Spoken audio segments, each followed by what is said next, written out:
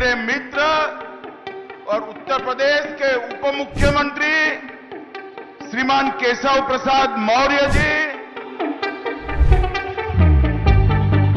UP विधानसभा चुनाव 2027 आने में अभी वक्त है, लेकिन बात यूपी की है। यहाँ सियासी पारा तो आम दिनों में ही चढ़ा रहता है। तो फिर अगर दिल्ली से खुद बीजेपी के शाह लखनऊ आए और सीएम योगी की पीठ थपथपाए, बस ये समझने के लिए काफी है कि मोटा भाई कुछ बड़ा गेम सेट करने के लिए यहाँ पहुंचे हैं। और हुआ भी यही। आपने कद और पद के मुताबिक गुजराती भाई ने लखनऊ में भी एक ही तीर से कई निशाने दागे और सभी को चारों खाने चित कर दिए। जी दोस्तों, जो विपक्ष अब तक दिल्ली और लखनऊ की कहानियां गढ़ के पब्लिक तक पहुंचा रहा था, उसकी हालत यह है कि अब बाबू साहब ये नहीं समझ पा रहे कि इस द्वंद्व में मित्र और शत्रु आखिर है कौन।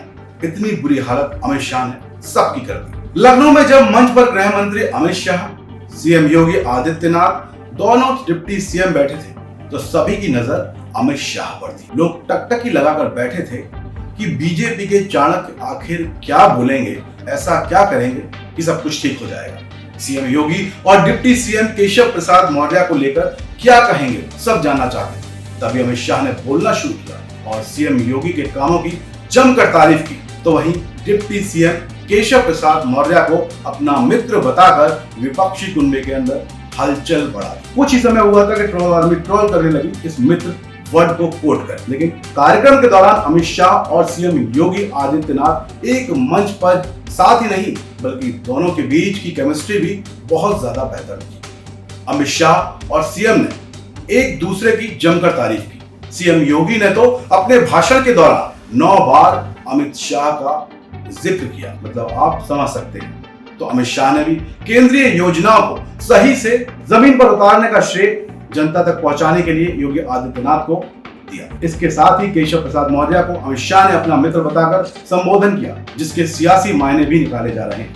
अब सोशल मीडिया में ये दोस्ती गर्दा उड़ा रही है। लोग लिख रहे हैं कि अब बीजेपी में सब ऑल इज वेल, यानी सब कुछ ठीक है। दोस्तों, ये तो हम सभी जानते हैं कि यूपी की सियासी पिच पिछले लंबे समय से लखनऊ वर्सेस दिल्ली का मैच की चर्चाएं जो है जोरों से देख रही है। केशव और योगी के बीच समथिंग गोइंग रॉन्ग की एक कहानी भी गढ़ी जा रही थी, जिसको विपक्षी बनाने की खूब कोशिश की। लोकसभा चुनाव के बाद से ही दोनों की दूरियों को विरोधियों ने अपना हथियार बनाने की कोशिश की, वर्तमान की, लेकिन ऐसा हो नहीं सकता, क्योंकि ऐसे में अमित शाह ने लखनऊ में योगी और केशव प्रसाद मौर्य दोनों के बीच ऐसा तालमेल बैठाया। एक को मित्र बताया तो एक की योजनाओं की तारीफ की, खूब पीठ थपथपाई। एक ही बार में उन्होंने सारा गेम सेट कर दिया, बता दिया कि दिल्ली की नजर में सब बराबर हैं और दोनों नेताओं की अपनी अपनी जगह है, अपना अपना काम है। अब सोशल मीडिया पर लोग लिख रहे हैं कि सीएम योगी और डिप्टी सीएम मिलकर जनता की सेवा कर रहे हैं। दोनों के परिश्रम से ही यूपी विधानसभा चुनाव में